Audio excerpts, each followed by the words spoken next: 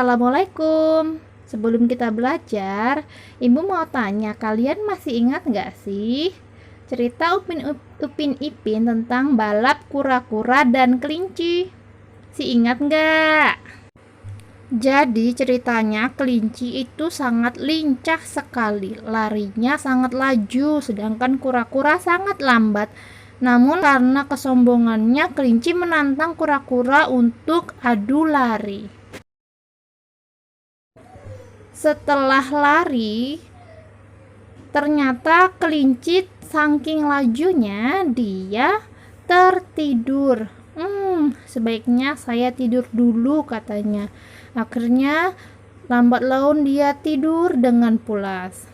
Kura-kura yang lambat terus lari dengan semangat, dengan pantang menyerah sampai dia melewati tempat kelinci tertidur.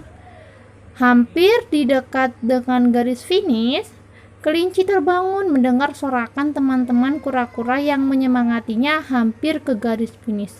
Terkejut dia. Setelah itu dia langsung lari dengan sangat laju. Tibalah di garis finish ketika kelinci dan kura-kura berdampingan hampir memasuki garis finish. Saking lajunya, kelinci sampai membuat debu di sekitar garis finish. Juri pun kebingungan bagaimana cara menilainya. Juri mengambil foto yang diambil oleh juri lain, dan ternyata pemenangnya adalah seekor kura-kura. Karena kesombongannya, kelinci pun kalah dari permainan. Bagaimana pendapat kalian dengan cerita tersebut? Apa yang kita bisa ambil hikmahnya? Coba kita renungkan sama-sama. Pembelajaran kali ini kita akan membahas tentang tematik 1, subtema 1. Yang pertama adalah PPKN, tentang pentingnya sikap persatuan dan kesatuan. Ada pepatah mengatakan, bersatu kita teguh, bercerai kita runtuh. Pepatah tersebut diterapkan pada bangsa yang memiliki keragaman. Bangsa Indonesia memiliki keragaman suku bangsa, bahasa, sosial, dan budaya. Maka, sangat penting bagi kita untuk menjaga persatuan dan kesatuan. Berikut sikap yang menunjukkan persatuan dan kesatuan. Yang pertama, menghormati teman yang sedang beribadah, sedang sholat, ataupun ibadah lainnya. Tidak membeda-bedakan teman yang berbeda suku. Menghormati teman yang menyampaikan pendapat, meminta maaf ketika melakukan kesalahan, menghormati keragaman budaya apapun itu, supaya kita tetap saling menghormati. Menjaga persatuan dan kesatuan, kita juga bisa melakukan kerjasama dalam keragaman. Jadi kerjasama itu merupakan kegiatan yang dilakukan oleh beberapa orang untuk mencapai suatu tujuan tertentu yang telah disepakati.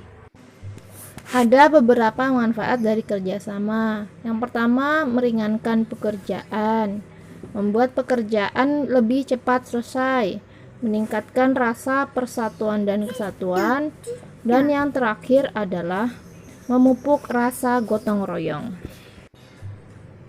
Materi selanjutnya adalah SBDP, yaitu dasar-dasar gerakan tari 2. Gerakan kelima, 6, dan 7. Ini adalah gerakan kelima. Ini adalah gerakan keenam. Terakhir. Setelah mengetahui gerakan, kita akan mempelajari tentang pola lantai dalam tarian. Setiap tarian yang akan dipentaskan itu menggunakan pola lantai tertentu. Pola lantai adalah formasi yang dilakukan penari dengan perpindahan, pergerakan, atau pergeseran posisi saat menari. Adapun fungsi dari pola lantai tari adalah 1. Menciptakan kekompakan antar penari, 2. Memperindah tarian, 3. Membentuk komposisi dalam pertunjukan. Coba kita bayangkan jika penari dalam satu tarian hanya menggunakan satu pola lantai, apakah terlihat lebih indah atau tidak? Tentu, tarian yang memiliki banyak pola lantai membuat tariannya semakin menarik untuk ditonton.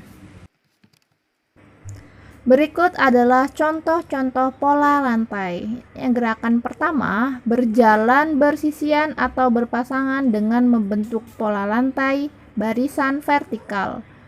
Nomor 2, pola lantai gerakan kedua, setiap pasangan penari menyebar dengan membentuk pola lantai baru. Gerakan menyebar ke samping, ke kanan, dan ke kiri secara berselingan. 3, pola lantai gerakan 3. Setiap pasangan penari bergerak membentuk pola lantai barisan horizontal. 4, pola lantai gerakan keempat. Setiap penari bergerak ke depan dan ke belakang membentuk pola lantai baru. Pola lantai kelima yaitu setiap penari bergerak secara bersamaan membentuk lingkaran.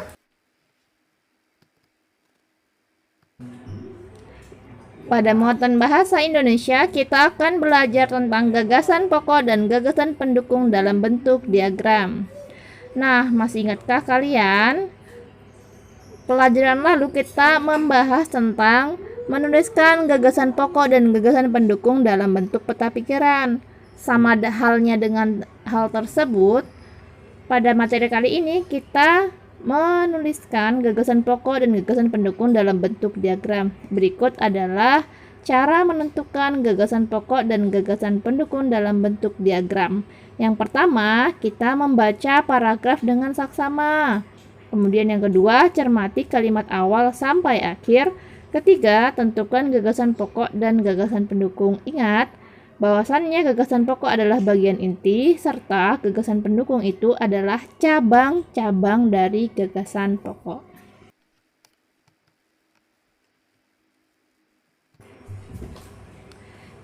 Yang kedua adalah kita menentukan gagasan pokok dan gagasan pendukung dalam bentuk tabel. Apa bedanya?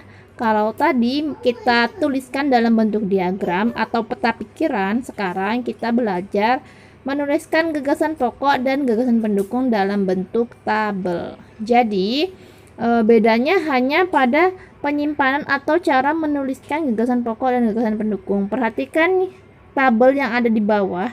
Ini adalah caranya. Jika paragraf pertama itu gagasan pokoknya adalah keragaman di lingkungan sekolah, maka gagasan pendukungnya disimpan di tabel berikutnya, tabel ketiga. Ada 3 gagasan pendukung seperti itu.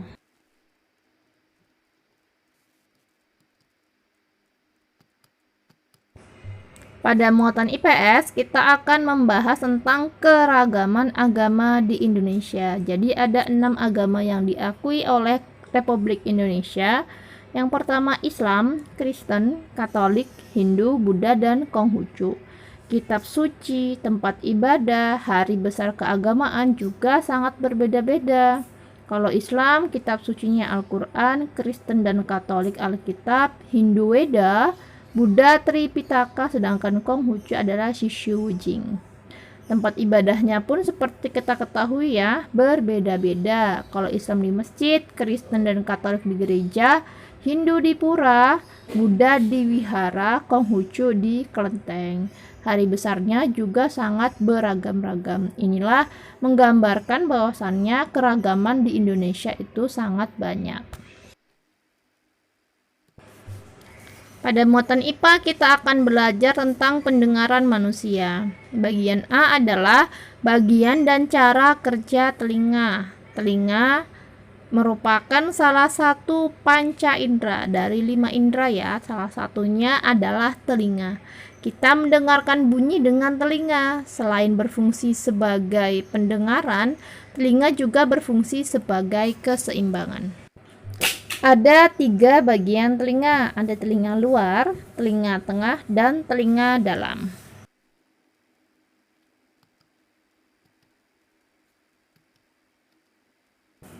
Untuk lebih jelasnya silahkan dibuka bukunya IPA halaman 36. Di situ ada telinga luar, daun telinga dan liang telinga, telinga tengah, tulang-tulang pendengaran dan gendang telinga, dan telinga dalam ada 4 bagian, saluran setengah lingkaran, saraf pendengaran, koklea, serta saluran eustachius. Pada gambar tersebut dijelaskan fungsi-fungsi dari setiap bagian-bagian telinga. Contohnya, daun telinga berfungsi untuk menangkap getaran bunyi. Liang telinga berfungsi untuk meneruskan bunyi ke telinga tengah dan seterusnya. Dari fungsi tersebut, kita bisa mengetahui bagaimana sih proses dari kita bisa mendengar suatu getaran bunyi.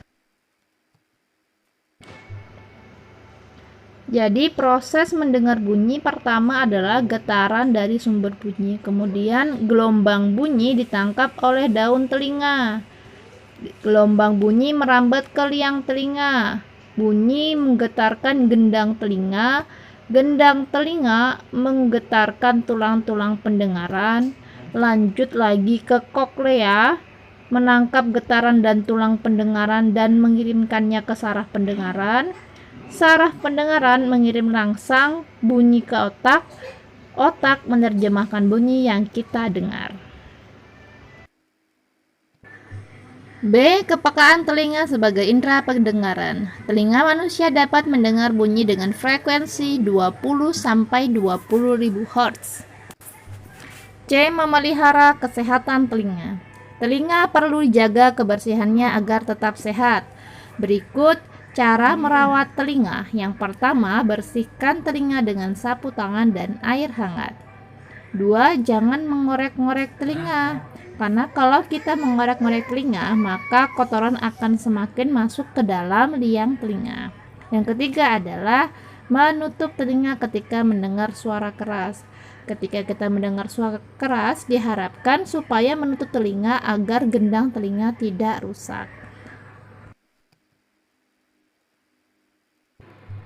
Sekian pembelajaran kali ini. Terima kasih. Semoga bisa bermanfaat. Assalamualaikum warahmatullahi wabarakatuh.